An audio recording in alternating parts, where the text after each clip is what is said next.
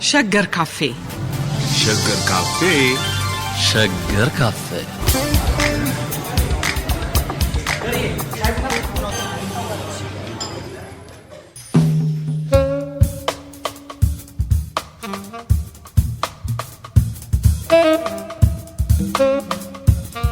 በሸገር ካፌ ለብሔራዊ ምክክርና መግባባት ይረዳል ብለን የጀመርነው በታሪክ ላይ የተመሰረተው ውይይት ዛሬም ቀጥሏል። ዶክተር ተካልኝ ከዚህ ከአዲስ አበባ በሸገር ስቱዲዮ፣ ከውጭ በበይነ መረብ ዶክተር ዮናስ ተገናኝተናል። ሁላችሁንም ስለመጣችሁ በጣም አመሰግናለሁ። እንዴት ሰነበትክ ዮናስ? እንዴት ሰነበትክ ተካልኝ? ጤና ይስጥልኝ።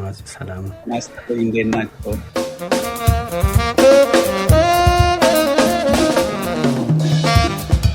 ከ1923 እስከ 28 ባሉት ዓመታት የሚቀነቀኑ ትርክቶችን ባለፈው ሳምንት ጉድለቶችን ጭምር ተንተናችኋል። በሶስቱ የትንታኔ ማዕቀፎች አካሄዳችን ላይ ከህገ መንግስቱ መታወጅ ማግስትና በጣሊያን ወረራ መካከል ባሉት ዓመታት ምን ለየት ያሉ ሁኔታዎች ተፈጠሩ? ሞቢላይዜሽኑ ምን መሳይ ነበር? ሬስቶር የተደረጉ ግንኙነቶችስ ከነበሩ ምን መሳይ ነበሩ? መቼም ሪፎርም ምናልባት እዚህ ውስጥ ካለ እሱንም እንደዚሁ ጨምሮ ምን ሁኔታዎች ነበሩ የሚለውን ነው ዛሬ የምንደረደርበት ይመስለኛል። ዶክተር ተካልኝ ለአንተ ልስጥ። እሺ ማዚ፣ ይሄ እንግዲህ ከ23 እስከ 28 የነበረውን 5 ዓመት የመጨረሻ ምዕራፍ ምናልባትም ከመጨረሻዎቹ 2-3 ዓመታት የተደረጉትን እንቅስቃሴዎችና ሙከራዎች በትኩረት የምንመለከትበትና አንቺም መግቢያሽ ላይ እንዳልሽው ከዚህ በፊት ስንጠቀምባቸው የነበሩትን ይሄ ሪስቶሬሽን ያልነው የዘውዱን የበላይነት የማረጋገጥ ወይም መዋቅራዊ መሰረቱን የማደራጀት እንቅስቃሴና በኋላ ደግሞ ሀገሪቱን ከጠላት ወረራ ለመከላከል ኃይልና ሀብት የማሰባሰብ ሙከራ እና ደግሞ ሶስተኝነት ሁለቱንም እንቅስቃሴዎች በሚያካትት መልኩ የተለወጡ የተሻሻሉ ነገሮች ካሉ እነሱ በሶስቱ መሃል ያለውን መስተጋብር ለማየት ነው የምንሞክረው ዛሬ። በአጠቃላይ በእነኚህ በ5 ዓመታት ጊዜ ውስጥ የሆነውን ነገር ስናይ ለኔ የሚታየኝ በዚህ በሬስቶሬሽን የዘውዱን የበላይነት የማረጋገጥ ዋና የትኩረት እና እንቅስቃሴ ሙከራና ይሄ የማነሳሳትና ለጦርነቱ የመክተት ጉዳይ መሃል የቅራኔ አዝማሚያ ያለው ነገር ማለት እንደ ቴንሽን ነገር የሚታይበት ነው በአጠቃላይ ስናየው። ምክንያቱም ይሄ ዘውዱን መልሶ በተጠናከረ አቋም ላይ ለማቆም የተደረገው ሙከራ ያኔ የነበረውን ከዛ በፊት የነበረውን የፖለቲካ ስርዓት በሲግኒፊካንት በሆነ መልክ ዲስራፕት አድርጎታል። የፖለቲካ ስርዓቱን ረብሾታል ማለት እንችላለን። እና በዛም ምክንያት የገዢው መደብ በለው በእኛ ዘመን ቋንቋ ወይም በፖለቲካል ኤሊቶቹ አለን በለው የነበረው ግንኙነት ከመረበሽ አልፎ አንዳንዶች አሸናፊ ሆነው ወጥተዋል። ሌሎች ደግሞ ካላቸው ቀርቶ በተለያየ አይነት መልክ ሉዘርስ ሆነዋል ማለት ነው። እና ቀድሞ የነበረው አይነት እንደው በተለይ በሚኒሊክ ጊዜ ሲግኒፊካንት የነበረ ለውጥ ያመጣው በመካከላቸው የነበረው ሃርሞኒ የፖለቲካ ስርዓቱ በመናጋቱ ምክንያት ብዙ አኩራፊ ብዙ ብሶተኛ ተፈጥሮ ነበር እና በዛው ልክ ደግሞ በቅርብ ጊዜ ወደ ስርዓቱ የገቡ ወይም የተሳካላቸው ወገኖች ደግሞ እንደዚሁ የበላይነታቸው የሚያመጣውን ጥቅም እና ስልጣን እነዚህ ነገሮች እየተከታተሉ ያሉበት ጊዜ ስለነበረ ይሄ በሚኒሊክ ጊዜ ቅድም እንዳልኩት የነበረው ሩሊንግ ክላሱ መሃል የነበረው አንጻራዊ ህብር መግባባት እንኳን መስማማት ባይኖር መደማመጡ የቀነሰበት ሁኔታ ነው የተፈጠረው። እና በዚህ ሁኔታ ውስጥ ነው እንግዲህ ጠላት ገፍቶ ሲመጣ የሚሰጠው ግብረ መልስ ይሄ ሁኔታ በረበሸው በዚህ ምክንያት የውስጥ አንድነቱን ብቻ ሳይሆን የውስጥ መስማማቱን መግባባቱንም ጭምር በቀነሰበት አመራር እንበለው አጠቃላይ በዛ ሁኔታ ውስጥ እንዲሆን ነው ያደረገው። ስለዚህ በሞቢላይዜሽን ጊዜ አብሮ ለመነሳት አብሮ ለመተባበር ለመደጋገፍ ለመደማመጥና አሰምብል በማድረግም ይሁን በእንቅስቃሴም ይሁን በአውደ ውጊያዎችም ቢሆን አብሮ የመስራቱን ነገር እንደው ዝም ብሎ ባጭር ጊዜ የመቀመር የማስማማት ሙከራ እንጂ ያ የነበረው ተረብሾ ገሌ ማን ነው ገሌ ከማን በልጦ ነው ገሌ እንደዚህ ነው ገሌ እንትን ስለሆነ ነው እንደዚህ የሚለው ነገር ተከትሎት የሚሄድ ይሆናልና በመሃሉ ኮሄረንስ እንኳን ባይሆን ሃርሞኒ እንኳን የለውም። ኮሄረንስ ህብር ነው። ሃርሞኒ ግን ነው ስምምነት አይደለም፣ ያለ መጋጨት ያለ መፋተግ አይነት ሁኔታ ነው። ያም እንኳን አልነበረው። ስለዚህ በዚህ ምክንያት ለሪስቶሬሽኑ ሙከራ የነበረው ፖለቲካ እና በኋላ ለሞቢላይዜሽኑ የሚያስፈልገው ሙከራ በመካከላቸው እንደዚህ አይነት የቅራኔ አዝማሚያ ያላቸው ያሉት። ሁለተኛ በሪስቶሬሽኑ ፖለቲካ ዘውዱ መልሶ እንደገና አቋሙን ለማጠናከር ባደረገው ሙከራ ውስጥ የነበረው ፖለቲካ ብዙ ጊዜ ብዙ ጉልበት እና ብዙ ትኩረት ወስዷል። ራሱ ብዙ አገሪቱን መሪዎችም የፖለቲከኞችንም በየቦታው ነገሮችን የሚያንቀሳቅሱ ሰዎች ትኩረታቸው በዛ ላይ ለረጅም ጊዜ ነው። ወደፊት ወደ ኋላ ሄደሽ ከ23 በፊት ቴጂ የነበረው መራኮት ታውቂዋለሽ እና በጣም ብዙ ጉልበት በዛ ላይ በጣም ብዙ ትኩረት እና በጣም ብዙ ጊዜ ከሁሉም ነገር በላይ ብዙ ጊዜ ወስዷል እና ያ ሁሉ ጊዜ ያ ሁሉ ጉልበትና ያ ሁሉ ትኩረት ወደዚህ አገሪቱን ነገር የመከታተል ነገር ላይ ቢውል ኖሮ ምናልባት የተሻለ ሁኔታ ይፈጥር ነበር። ይህን ደግሞ እኔ አይደለሁም የምለው የአፄ ኃይለ ሥላሴ ራሳቸው እንደው ከጣሊያን ጋራ መጨረሻ ላይ በ27 ስምምነት ያደርጋሉ እና ለዚህ ያህል ጊዜ ወዳጅ እንሆናለን፣ በመካከላችን ግጭት ቢፈጠር በግልግል እንደዚህ እናደርገዋለን እንጂ በፍጹም ወደ ግጭት አንሄድም የሚል ውል እና እንትን ማድረጋቸው በጣም ነው ያስደሰተን ይላሉ። ምክንያቱም ይሄ 20 ዓመት ከሰጠን ይላሉ። 20 ዓመት ከሰጠን እንግዲህ በዚህም ሄደ በዛ ልንዘጋጅለት እንችላለን የሚል ነው እና ጊዜ ነው የምንፈልገው የሚለው ነገር መጨረሻ ላይ እየገፋ ሲመጣ ጊዜ የሚያስፈልገው በጊዜ ዘለግ ባለ ጊዜ ቢሆን ኖሮ በደንብ ሊሰራ የሚችል ነገር እንዳመለጣቸው መሆኑን ራሳቸውም ተገንዝበው በጽሁፋቸው ውስጥ ያስቀመጡት ነው እና ጊዜ ባክኗል። በዛ ላይ ባክኗል እንኳን ባይ ብዙ ጊዜ ጠፍቷል። በዛ ላይ ያው ከቀደመው ጊዜ ጀምሮ ጥረቱ የሀገሪቱን ነጻነትና መከላከል ምናምን ነው። ግን ጦርነት እንደሚመጣ አውቆ ወደዛ ኃይል ለማሰባሰብና ለመግባት የሚደረገው ሙከራ ጊዜ ይፈልግ ነበር። አጭር ጊዜ ሆነበት። በቃ ምንም መጨረሻ ላይ ጭንቅ ሆነ ነው። በዛ ላይ ብዙ ጊዜ ጠፍቶ ማለት ነው። ስለዚህ በዚህም ረገድ በጠፋው ጊዜ ጉልበትና ትኩረት ምክንያት በሁለቱ መሃል በሪስቶሬሽን ፖለቲካውና በሞቢላይዜሽን ፖለቲካው መሃል እንደዚህ አይነት ቴንሽን ተፈጥሯል እና ይሄ እንግዲህ በተወሰነ ደረጃ ከአድዋ ጊዜ በነበረው ነገር ጋር ብናስተያየው ቀደም ብለን እንዳልነው አፄ ምኒልክ የጣሊያን ሙከራ ምን እንደሆነ ከተገነዘቡት ቆይተዋል። ግን እሳቸው እንዳሉት አገሩ ችግር ላይ መሆኑን አይቼ የግድ መታገስ ስለነበረብን በሚል እና ከዛም ብዙ ነገር የማሰባሰብ ጉዳይ ላይ ብዙ ትኩረት አድርገው ብዙ ዘለግ ያለ ጊዜ ወስደው ነው የተዘጋጁት እሳቸውም ራሳቸው እንዳሉት። ስለዚህ በዚህ ጊዜ ግን አገሩን የማነሳሳቱን ነገር ልክ በቃ እንዳስቸኳይ ጊዜ ሁኔታ ነው የታየው እና ሞቢላይዜሽን በዚህኛው ጦርነት ጊዜ ሞቢላይዜሽን የዝግጅት ምዕራፍ ብዙ ሳይኖረው ከክተቱ ነው የሚጀምረው። ኦልሞስት ነው ወደ ክተት ሪዲዩስድ ይሆናል እና እሱ ብዙ ችግር ያለው ነገር ይፈጥራል። በኋላ እንደምናየው ይሄ ቀደም ብሎ የጠቀስኩት ነገር በመካከላቸው ያለው መናቆርና የሰልፍ ልዩነትም እንደዚሁ በኋላ እንደው የድረስ እንቻቻል ባካችሁን አብረን እንቁም ወደሚለው ቅራኔያችንን ተንኮልና ጥርጣሬያችንን እንተው አብረን ወደሚለው ነገር እሱ ሰበካ ላይ ብዙ ትኩረት እንዲደረግ ያደርጋል። ምናልባት አዋጁን በምሳሌ አድርገን ብናየው ምክንያቱም ያኛውን እናስታውሳለን ይመስለኛል አይደለ? ያድዋውን ይቻላል ተጨማሪ አንድ ነጥቦች ላድርግና ከዛ ወደ ምሳሌዎቹ እንገባለን። እያንዳንዱን አሁን ያነሳዋቸው ነጥቦችም ኢላስትሬት የሚያደርጉ ነገሮች አሉ። ይሄ መጨረሻ ላይ ነገሮች ከክተቱ ጊዜ የሚጀምሩበት ነገር መሆኑ ሌላው ቀርቶ በጦር ዝግጅት ረገድ መታወቅ የነበረበት የሰለጠነው የሰው ኃይል ቁጥር በጣም ትንሽ ከመሆኑ ባሻገር ይሄ ሰራዊት የሚዋጋው ሰፊው ሞቢላይዝድ ሆኖ የሚዋጋው ኦልሞስት ህዝባዊ ሆነ በሌላ ባዘቦቱ ጊዜ የወታደርነት ስራ የማይሰራውንም አካል የሚጨምረው ይሄ ኃይል የሚዋጋው ጦርነት ምን አይነት እንደሆነ ምን አይነት የድርጅት የእንቅስቃሴ የኮሚኒኬሽን ነገር እንደሚጠይቅ እና ምን አይነት ጠላትን ጋር እንደሚጋፈጥ ምን አይነት አዳዲስ የጦር መሳሪያና የጦር አካሄድ ነገሮች እንዳሉ ይሄንን ሁሉ በማያውቅበት ሁኔታ ነው እንዲንቀሳቀስ የሚገደደውና ይሄንን ልክ እንደው ስምሪት ላይ አንዳንድ ጊዜ አፄ ኃይለ ሥላሴ ሊሰናበቱ ሰዎች ሲመጡ እንግዲህ ያው ስትሄዱ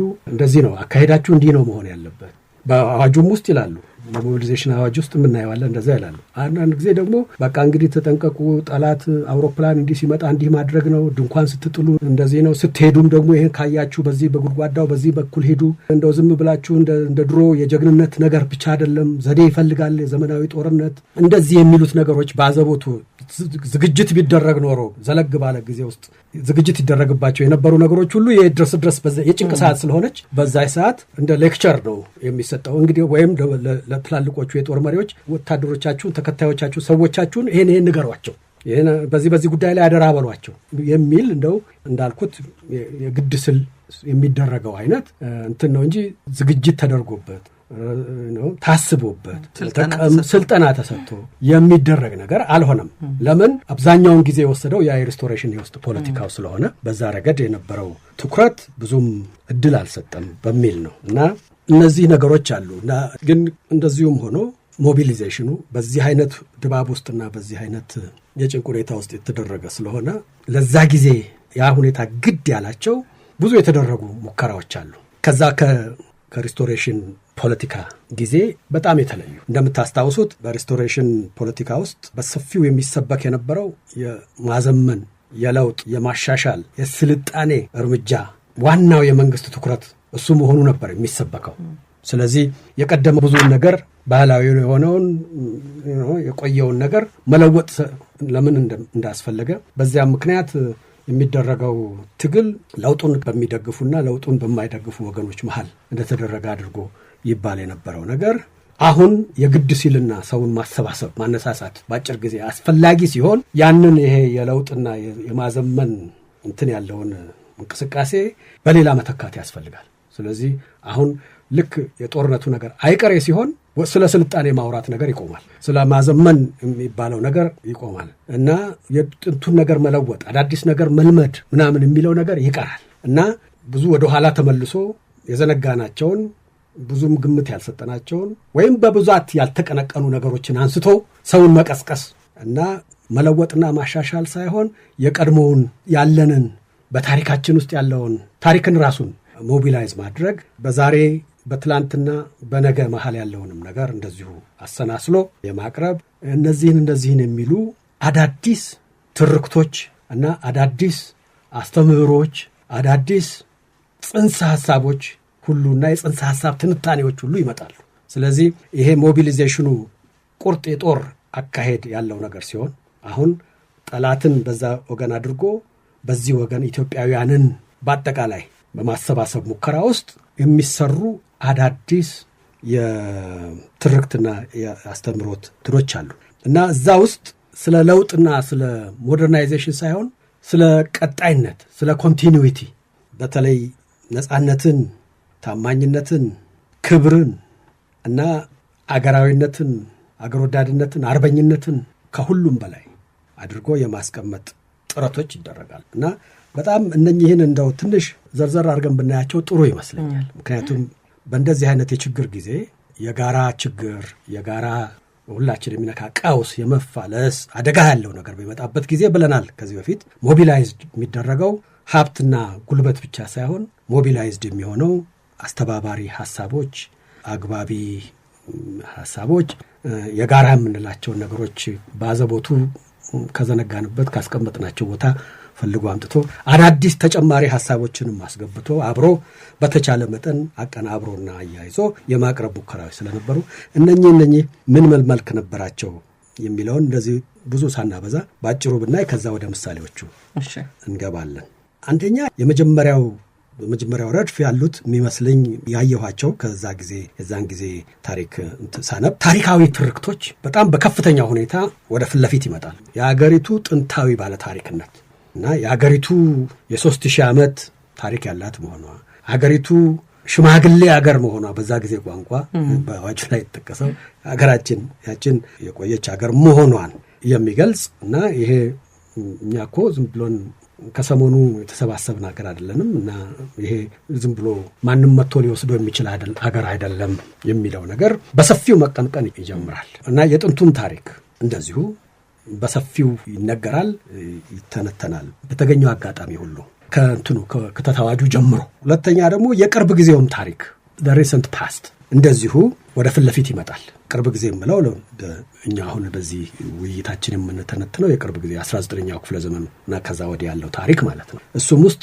አንዳንድ ነገሮች ይወጣሉ። ኦፍ ኮርስ ከሁሉም በላይ የአድዋ ታሪክ አሁን በዚህ ጊዜ ነው ለዚህ ጊዜ በሚያገለግል አይነት መልክ ፍሮንት ጎልቶ ከዛ በፊት በተደጋጋሚ እንዳልነው ከዳግማዊ አጼ ምኒልክ ማለፍ በኋላ የአድዋ ጦርነት ክብረ በዓል እንኳን በሬጉላርሊ አይደረግም ነበር ከተደረገም ጭራሽ እና ስለ አድዋም የኢትዮጵያ መንግስት እንደው ጉዳይ ብሎ በግራና በቀኝ ባገኘው ሁሉ የሚናገረው ነገር አልነበረም። ምክንያቱም ያኔ ከቀኝ ገዢዎችና ከሌሎች ምዕራባውያን ኃይሎች ጋር እንደው የሚቻል ከሆነ በመስተጋብር መስራት ይቻል እንደሆነ የሚለው ሙከራ ስላለ ያው ቀድመን መተናችኋል አሁንም ድጋሚ ከመጣችሁ የሚል ነገር አይነት ፉከራ አይፎከር። ስለዚህ ብዙም አልነበረም። አሁን በማንቀሳቀሱ ነገር የግድ በሚሉበት ጊዜ የአድዋ ታሪክ ከማንኛውም ጊዜ በበለጠ ሁኔታ አገልግሎት ላይ ይውላል፣ ይቀመራል። እሱን እናየዋለን። ጣሊያንም እንደዚሁ ከቅርብ ጊዜ ወዲህ ጣሊያን ዝም ብሎ የመጣ እና እዚህ አካባቢ መሬት ለማግኘት ሙከራ የሚያደርግ የአውሮፓ አገር ተብሎ አይደለም የሚጠየቀሰው። ጣሊያን ከዛ ጊዜ ጀምሮ ታሪካዊ የኢትዮጵያ ጠላት አድዋ ላይ ያኔ የጀመረ ይኸው ምንጊዜም አልተውም ቂመኛ የሆነ ጠላት ቂም ያለው የሚያወራረደው ሂሳብ ያለው አይነት ጠላት ሆኖ የመጣ ነው የሚለው ነገር እንትን ይይዛል እና ስለ ጣሊያን ከዛ ጊዜ ጀምሮ የሚወራው ታሪካዊ ጠላታችን ምንጊዜም ያ የሆነው ነገር ወደው ሳይሆን በግድ ሆኖባቸው ነው የተቀበሉት እንጂ ከበቀል ወደ ኋላ አይሉም የሚለው ነገር ነው። ቅድም ስለ አድዋ ሳነሳ በጣም ኢንትረስቲንግ የሆነው ነገር ምንድነው አድዋ ላይ የኢትዮጵያውያን ጀግንነት እና የኢትዮጵያን ተጋድሎ የኢትዮጵያውያን መስዋዕትነት እንደዚህ እና በዚህ አያቶቻችን አባቶቻችን ይሄን ድል አገኙ ከሚለው ትርክት ቀጥሎ በጣም ኢንትረስቲንግ የሆነው በዚህ ጊዜ የሚመጣው ነገር ምንድነው አድዋ ላይ እንደዛ ታግለን እንኳን የሚገባንን አላገኘንም፣ መሬታችንን የወሰዱብንን መልሱ አላልንም። በዚህም ምክንያት ወንድሞቻችን በኤርትራም በሶማሌም ያሉ ወንድሞቻችን የባርነት ቀንበር ወድቆባቸው ስላልቻልን ታግሰን ግድ ሆኖብን ቆይተናል። ስለዚህ አድዋ በዚህ ጊዜ ስለ አድዋ ሲነገር የሚገባንን ኃይል እንኳን ያላገኘንበት አድዋ አካምፕሊሽ ያላደረገውን ነገር ቁጭቱንም ጭምር መናገር ነው።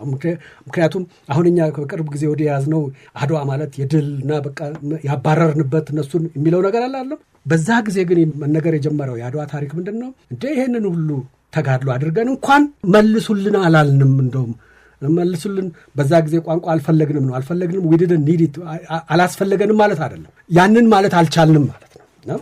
ያ ሊሚቴሽን የአድዋን ሊሚቴሽን እንኳን በዛ ኮንቴክስት ውስጥ መናገር ተቻለ ማለት ነው። የአድዋን ኦል ፓወርፉል አድዋ እንዴት አድርጎ የኢትዮጵያን ነጻነት መልሶ እንዳረጋገጠ እና ወራሪዎችን እንዳባረረ ብቻ ሳይሆን ያ ሁሉ መስዋዕትነት ተደርጎ ግን ያው የኢትዮጵያ ነጻነት የተሟላ እንዳልነበረ የሚናገርበት ሁኔታ ተፈጠረ ማለት ነው። ይሄ በጣም ኢምፖርታንት ነገር ነው ስንነጋገር ከነበረበት አካሄድ አንጻር ማለት ነው። እናረሳን እና ሶስተኛው ታሪክን በተመለከተ አሁንም ያን ጊዜ የመጣው እንትን ምንድነው ታሪክ ስላለፈው ጊዜ የሚነገረው ነገር ብቻ ሳይሆን ታሪክ በኋላ በሚመጣው ትውልድ ደግሞ ዛሬ የምንሰራው ነገር ታሪክ ሆኖ የምንወቀስበት እንዳይሆን የሚለው አላለም እና ለታሪካችሁ ዛሬ የምትሰሩት ነገር በጎ ታሪክ ሆኖ ተወላጆቻችሁ ልጆቻችሁ ዘርማንዘራችሁ የሚኮራበት እንዲሆን ዛሬ ያንን እያሰባችሁ ነው መንቀሳቀስ ያለባችሁ። የዛሬውንና ሊመጣ የሚችልባችሁ ነገር ብቻ ሳይሆን የአገራችሁን ሞት እንኳን ብትነፍጓት መጨረሻ ላይ ልጆቻችሁ ወደ ኋላ ሲመለከቱት የታሪክ ነውር እንደሰራችሁ ያዩታል። ስለዚህ ወደፊትም ወደ ኋላም ስትሄዱ ታሪክን እያያችሁ የሚለው አይነት ታሪክን ሞቢላይዝ የሚያደርግ እንደ ፈራጅም እንደ ዳኛም እንደ ዋሽም ደግሞም እንደ የኢትዮጵያ ታሪክ ዋና ዋና ጎላ ያሉ ዘመናትን በመጥቀስ ይህን አይነት ታሪክ ያለው ሀገርማ ዝም ብሎ አይዋረድም የሚለውን ነገር በእነዚህ አካባቢ ብዙ ትርክቶች ነበሩ። በአራተኛነት ደረጃ ስለ ነጻነት ምንድን ነው የሚጠፋው? ነጻነት የሚለው ትርጉም ምን ማለት ነው? ለነጻነታችሁ ተነስታችሁ መዋጋት አስፈላጊ ከሆነ መሞት ለምንድን ነው አስፈላጊ የሚሆነው የሚለው ላይ ነጻነት ማለት ምን ማለት ነው የሚባለው ነገር በዝርዝር ዲፋይንድ የሚሆንበት ሞመንት ይሆናል እና ኢንትረስቲንግሊ በኋላ እንደምናየው ነጻነት ዲፋይንድ የሚሆነው ምን ጥቅም ያመጣልሃል በሚል ፖዚቲቭ በሆነ ትርጉሙ ሳይሆን ነጻነቱን ያጣ ህዝብ ምን ይሆናል በሚለው ነጻነትን ስታጣ ባርነት ሲጫንህ ምን ታጣለህ? ነጻነት የሌለው ህዝብ እንደዚህ ይሆናል። ነጻነት የሌለው ህዝብ ይሄን ያጣል። ነጻነት የሌለው ህዝብ እንዲህ አይነት ነገር ይደርስበታል በሚል ነው የሚተረጎመው እንጂ ነጻነት ያለውና ማንም ባድ የማይገዛው ህዝብ እንደዚህ አይነት ነገሮች ፖዚቲቭ ቫልዩስ ያገኛል በሚል አይነት አይደለም የሚተረጎመው። ምክንያቱም ዋናው ዓላማ ያ ነጻነት እንዳይጠፋ፣ ያ ነጻነት ሲጠፋ የሚመጣው ባርነት ወይም አገልጋይነት፣ ከርስት ከሀብት ከቤት መነቀል፣ እንደዚህ ተገዥነት እነዚህ ሁሉ እንዳይመጡ ስለሆነ ለማነሻሻ ነጻነት በነበረህ ጊዜ ማንም ባልነካህ ጊዜ ያው እንደምታውቀው በነጻነት ኮርተህ ኖረሃል። ሀብትና ንብረትህ በደንብ ተደራጅቶ በሰላም ኖረሃል፣ ተደስተሃል፣ በጎ ዘመንና ጊዜ አሳልፈሃል ተብሎ አይደለም የሚነገረው።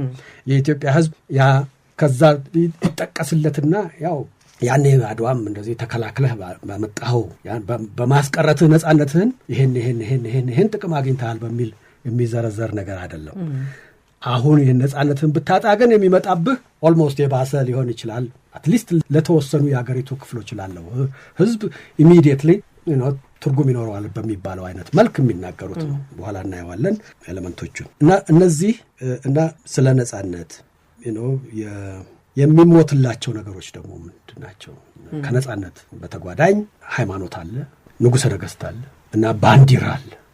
ለነጻነትህ፣ ለንጉሠ ነገሥትህ፣ ለባንዲራ፣ ለሃይማኖትህ ይላል እና እዚህ ውስጥ እነኚህ አራቱ ጉዳዮች ውስጥ በሰፊው የሚነገረው የነጻነቱ ጉዳይ ነው። ቅድም እንዳልኩት ሲጠፋ ምን ይከተላል በሚለው ሰው በቁጭት ያንን ነገር በመፍራት እንዲንቀሳቀስ።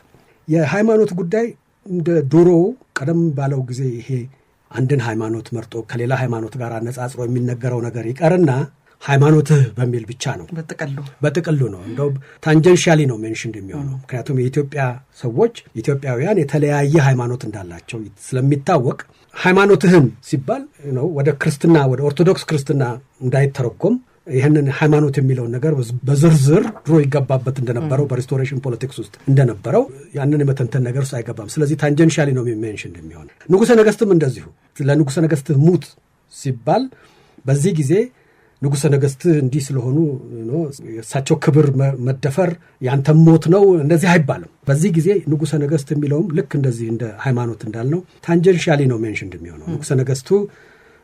ንጉሠ ነገሥቱ እንደ አባትና እንደ ልጅ ሲከባበር የኖረ ህዝብ አባት እንግዲህ ንጉሠ ነገሥቱ የኔሽኑ አባት የሚል ትንሽ ታንጀንሻል ሜንሽን አለች። ከዛ ቀጥሎ አሁን ንጉሠ ነገሥቱም የጦርነት ጊዜ ነው።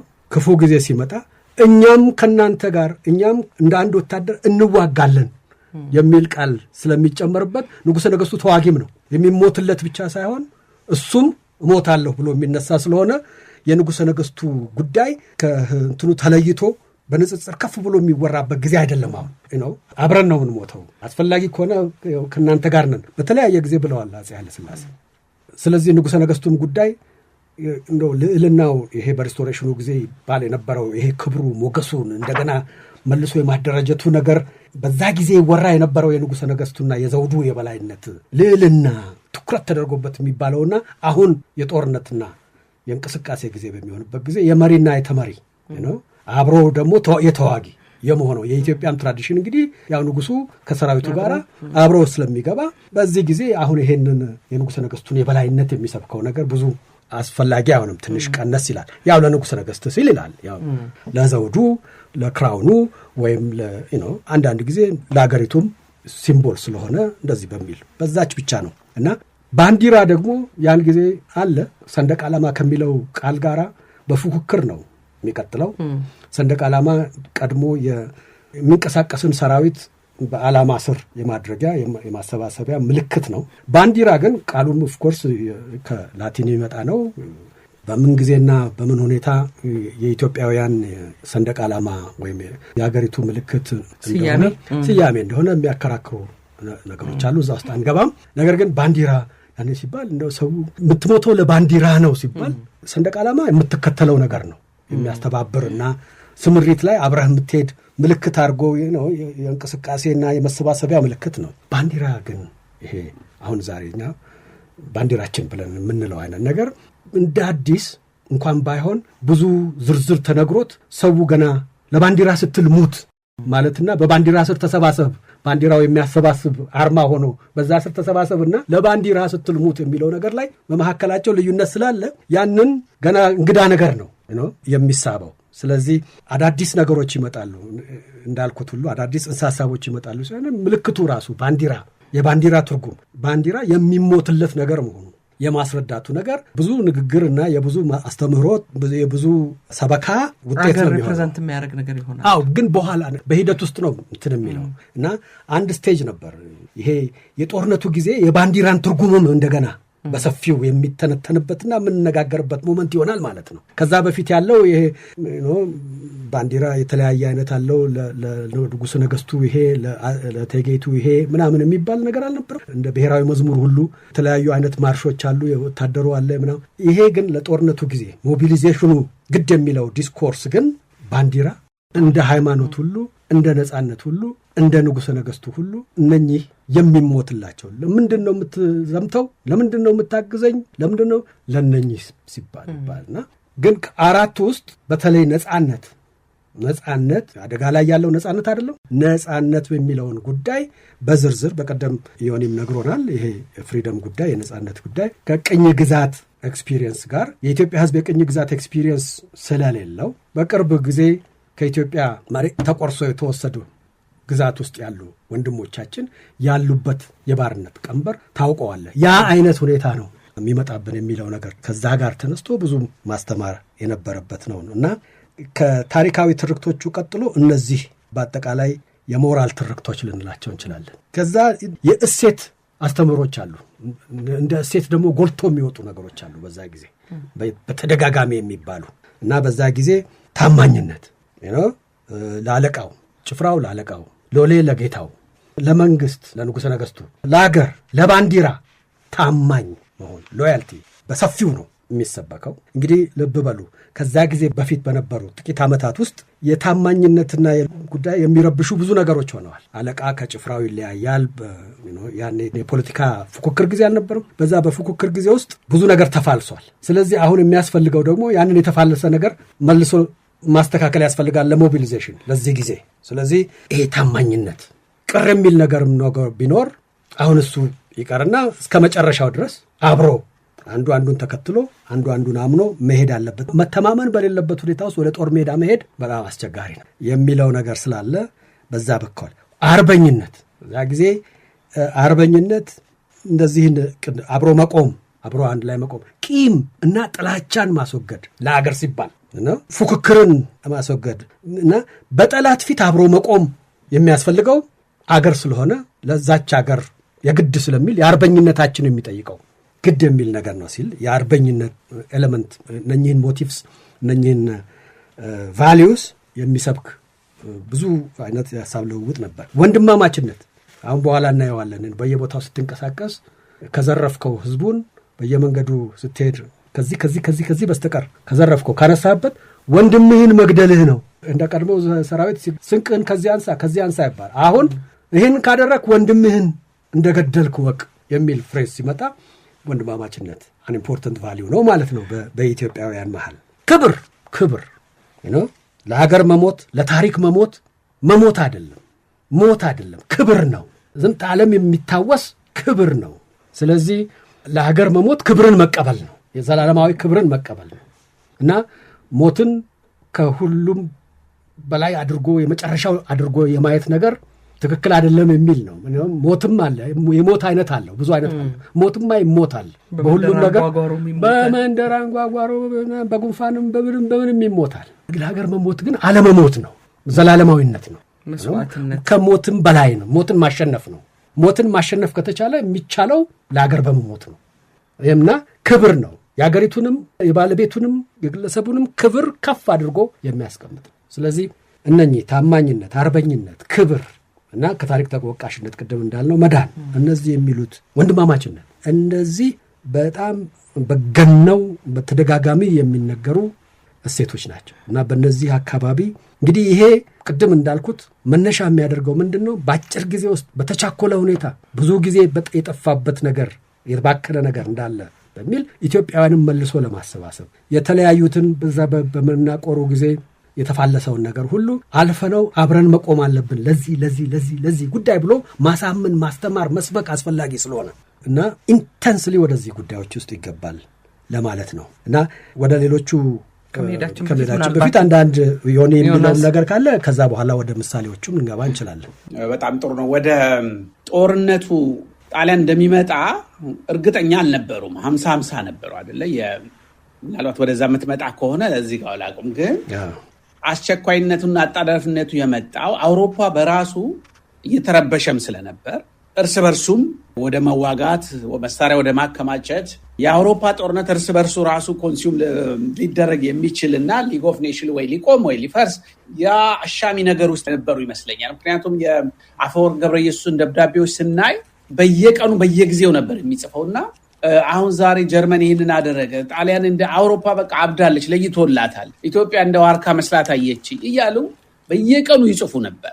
ሲጽፉ ግን ጣሊያን ሊመጣ ነው የሚለው መረጃ በጣም ዘግይቶ ጣሊያንም ያስታወቀው ሁሉንም ነገር ጠባጫሪም ለመሆን እየመከረ አውሮፓም ላይ እየተሳበ የሁሉም የዓለም ጦርነት ዝግጅቱ ወዴት እንደሚመራ አሁን ዝብርቅ እንዳለው አይነት ዓለም የባሰ ዝብርቅ ያለ ዓለም ውስጥ ስለነበሩ ምናልባት ሞቢላይዜሽን ያልነበረው በሀገር ውስጥ ባለው የታሪክ ያቺ 5 ዓመቷ ዘውድ የጫኑባት መንገድ እሱን የማረጋጋት መሬት የመያዝ የመቆንጠጥ ነገርና ስር የመያዙ ነገር ብቻ ሳይሆን የጦርነቱ ባህሪ ራሱ የዓለም ባህሪ ራሱ የሊግ ኦፍ ኔሽን እንዲህ ተንኮታኩቶ ዓለም ወደ ጦርነት ትገባለች የሚለው ግልጽ የሆነ ነገር የመጣው በኋላ ነገሩ ገልጾ ጦርነቱ እና ሁሉ ነገር ተቻክሮ በመጣበት ነው ብለን እናያለን። በዛ ውስጥ ነው የጣሊያን ጦር አውሮፕላን ሊመጣ ይችላል፣ መርዝ ሊመጣ ይችላል የሚሉ አንዳንድ ጽሁፎችን እናያለን።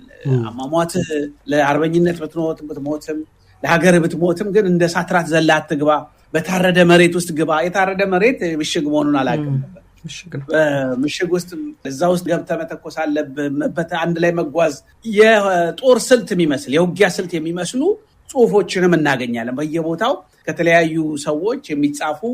እንደ ድሮ ዘራፍ እያልን እንደ ሀገራችን እንደ አባቶቻችን በጀግንነት መሄድ የለብንም፣ ታክቲክ ያስፈልጋል የሚል የውጊያ ስልቶችን በኋላ ላይ መጻጻፍ በጽሁፎቹ ላይ እናገኛለን። ሁለቱን እንዴት ነው የምናስታርቀው? ማለት ጦርነቱ የእውነት ይመጣል ካሉ ያን ያህል ስለ ጣሊያን የጦር ኃይልም አንዳንድ መረጃዎችን እንዴት አገኙ ብለን እንድናስብ ያደርገናል። እሱ እንዳሞ ካገኙ እነሱስ ሞቢላይዜሽኑን እንደውም ጣሊያን በፈረንሳይ በኩል ይሁን በእንግሊዝ በኩል ለጦርነት እየተዘጋጃችሁ ነው ወይ ጣሊያን ልትወግዝ ታስባላችሁ የሚል ጥያቄ ቀርቦላቸው ነበር እና አንድ ምክር ይመጣላቸዋል።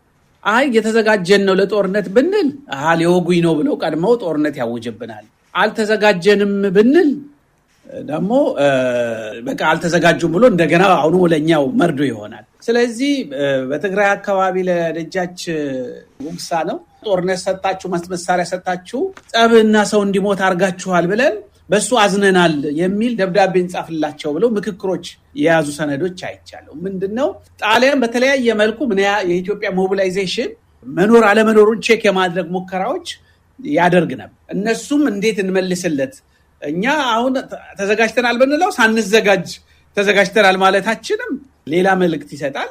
ያልኩትን ነገር በጽሁፍ ላይ ይታያል እና አሁን ያልከውን ምህዳር በደንብ በሚገልጽ ሁኔታ ዝብርቅ ያለ ነገር እንደነበረ መረዳት ይቻላል እና የዓለም የጦርነት አመጣጡ ራሱ ቅርጽ እየያዘ የመጣው ጣሊያን በየትኛው ወገን ልትሆን እንደምችል ራሱ ገና ያልታወቀም ስለነበረ ሊሆን ይችላል ዝብርቅ ያለ ነበረ የሚለው በደንብ ሞቢላይዜሽን እንዳይኖር ክተት ያለ ሞቢላይዜሽን ያልከው ነገር በጣም ገዢ ያለ ሐሳብ።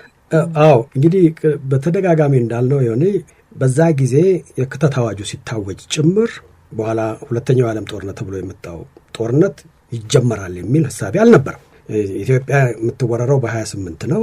የሁለተኛው ዓለም ጦርነት ኦፊሻሊ ተጀመረ የሚባለው በ32 1939 ከዛ ጋር ነው እና ጉድ 4 ዓመት ከዛ በፊት ነው የኢትዮጵያ መወረር። ከዛ በፊት ደግሞ ጃፓን ቻይናን አንድ ክፍል ማንቹሪያን የወረረችበት አለ። እነዚህ ነገሮች ያመላክቱ ነበር ዓለም ወደ ቀውሱ መሄዷን የሚሉ አንዳንድ ሰዎች አሉ እና አፄ ኃይለሥላሴም በኋላ ለእኛ ዛሬ የመጣው ነገር ሌሎቻችሁም የሚል ነገር የተናገሩበት ነገር አለ። ትንቢታዊ ያደረጋቸው ተነበዩ ምናምን የሚባል ነገር አለ። ግን አሁን እኛ ከቆምንበት ቦታ ስናይ ይህንን ነገር የምናየው 1925 26 27 ነው። እነኚህን 3 ዓመታት እንኳን ወደ ሞቢሊዜሽኑ የጊዜ ቀመር ውስጥ ብናስገባ በዛ ጊዜ ውስጥ የሆነውን ነገር ኢትዮጵያውያን እንዴት ተረዱት የሚለውን ነገር ነው እና ሁለት ነገሮች ላይ ትንሽ ልዩነት ማድረግ አለብን። አንደኛው የኢትዮጵያን ነጻነት የሚፈታተኑ ኃይሎች እዚያ አካባቢ አሉ ወይ?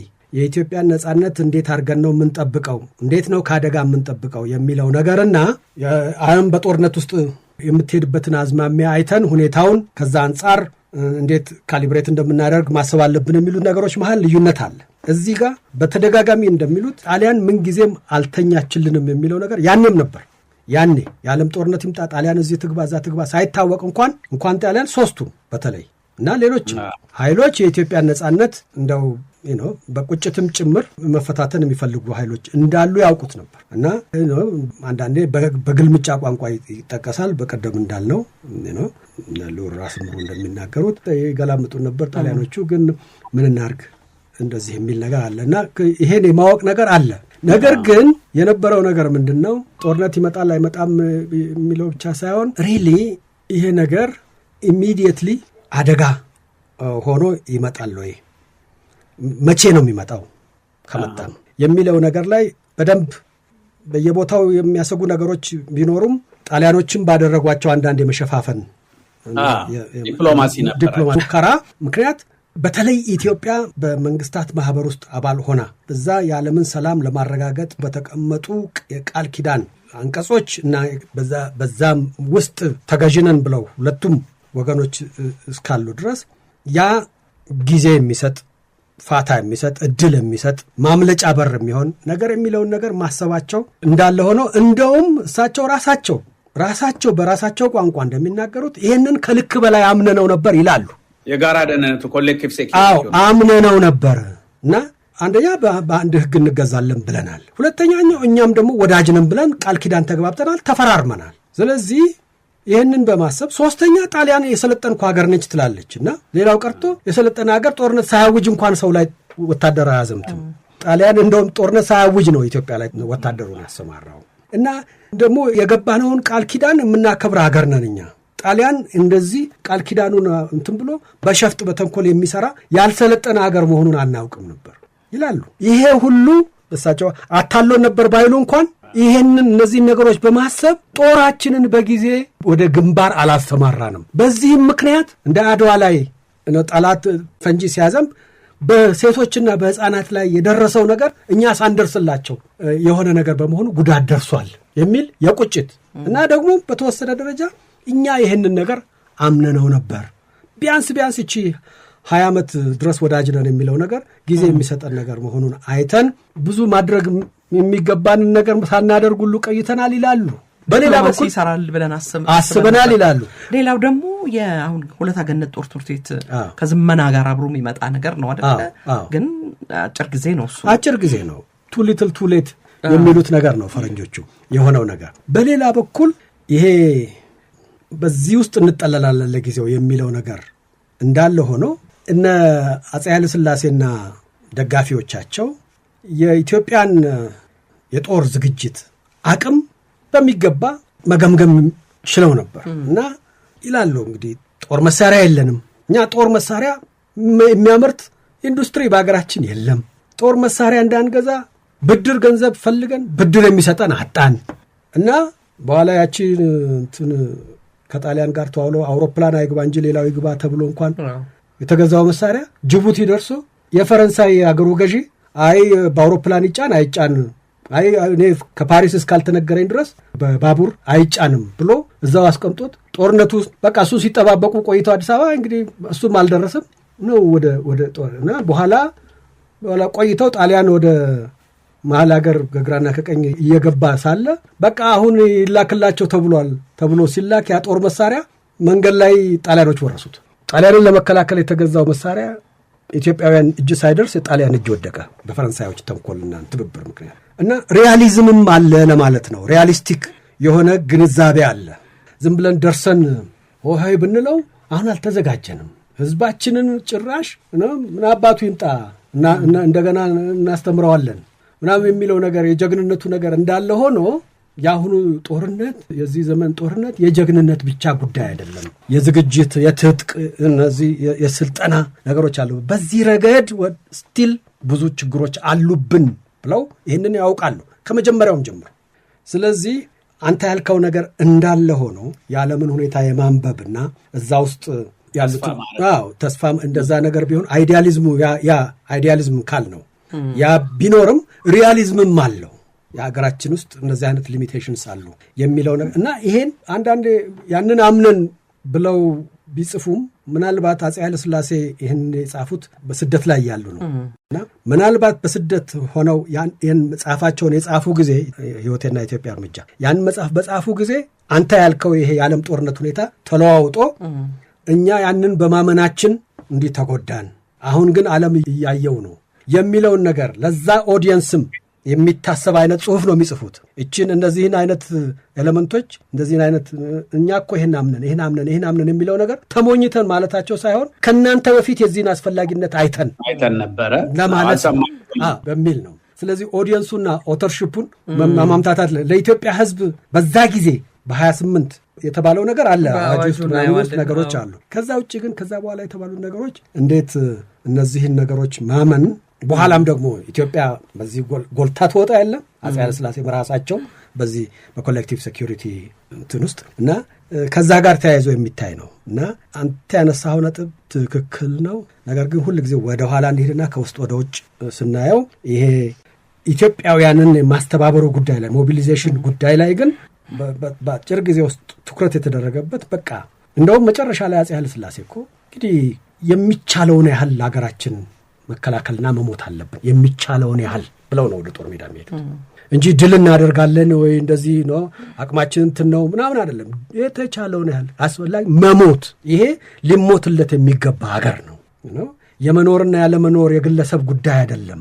የኢትዮጵያ ዘላለማዊነት ማረጋገጫ መንገድ ነው እና ቢያንስ ያንን በመከላከል ውስጥ መሞት ክብር ነው ተብሎ በዛ ላይ ትኩረት ተደርጎበት የተገባበት ነው እና እነዚህ ነገሮች ናቸው። ግን ሌሎችም ነጥቦች አሉ ገና ከሞቢሊዜሽኑ ጋር ማዚ ምሳሌዎቹን አምጣያልሽ ነገር በምሳሌ ይሄ እንግዲህ ቅድም የአድዋን እናውቀዋለን፣ የአድዋን ሰምተነዋል። በጣም የአድዋ ክተት አዋጅ በነገራችን ላይ 3 አረፍተ ነገሮች ናቸው። አጭር ነው፣ በጣም አጭር ነው እና የዚህኛው የ19 አገር ምን እንደሆነች የሚገልጽበትን መንገድ የተለየ ነው። በነገራችን ላይ ቅድም ዮኒ የአንድ በዚች በ3 ዓመቷ ውስጥ በጣም ሲግኒፊካንት ምዕራፍ የምትሆነው 27 ላይ ወልወል ላይ የተደረገችው ግጭት ናት። ከዛ ጊዜ ጀምሮ በሊጀረንስ ነገር እንዳለ በደንብ አውቀውታል። ከዛ በፊት ያለው ጊዜና ያንን ግጭት በተዋዋሉት ውል መሰረት ሊፈታል የሚባለው ነገር አላስኬደም። እንደገና ዓለም መንግስታት ጋር ሄዶ ብዙ አከራከረ።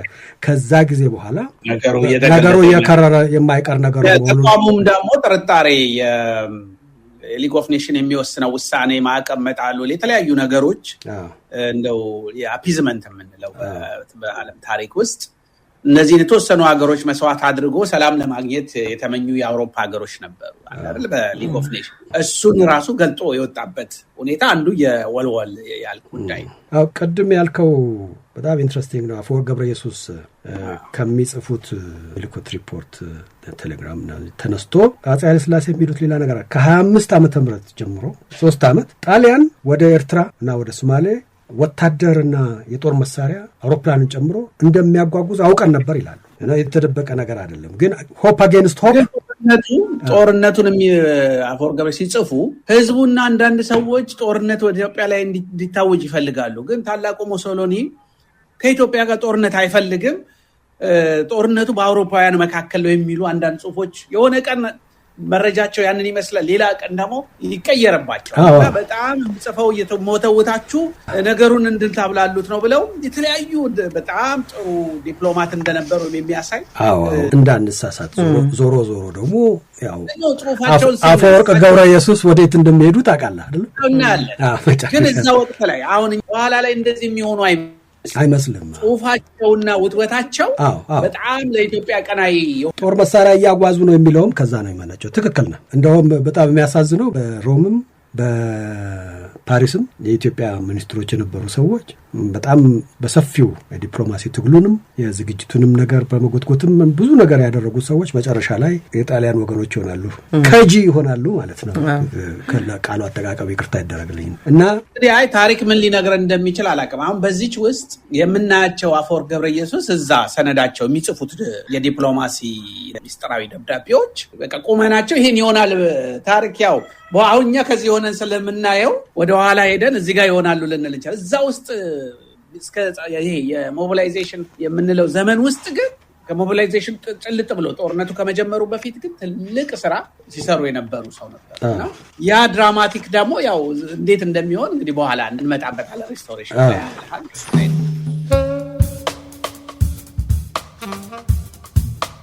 የተከበራችሁ የሸገር ካፌ ደንበኞች ለተከታታይ ሳምንት ከዶክተር ተካልኝ ወልደማርያምና ከዶክተር ዮናስ አሽኔ ጋር በዚህ ጠረጴዛ ላይ የሚደረገው ውይይት ለዛሬ የተዘጋጀው እዚህ ላይ ያበቃል። ሳምንት ቀጣዩን ክፍል ይዘንላችሁ እንቀርባለን።